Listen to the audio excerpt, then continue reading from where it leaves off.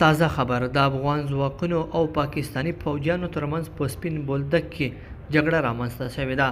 د چې جګړه په څه رامنځته شوې ده، د جګړې وروستی حال څه دی، په دې ویډیو کې راسره وګورئ او چینل سبسکرایب کړئ. لیدونکو السلام علیکم، ستړي مه شئ. د کندهار سپین بولدک ولسوالۍ کې د افغان سرحدي ځواکونو او پاکستاني فوجیانو ترمنځ جګړه شوې ده.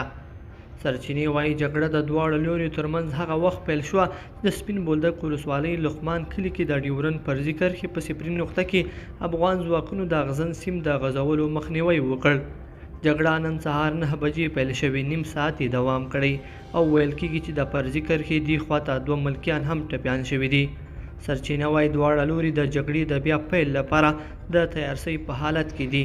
هاخوا مسؤلین وایي چې د کندهار سپین بولدک او چمن ترمنځ لاره د افغان او پاکستاني ځواکونو ترمنځ د جګړې وروسته تړل شوې ده.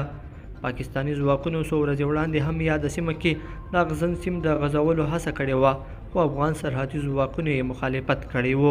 لیدونکو په دې هیله چې دا مطلب به مو راسره تر پایه پورې لیدلی وي.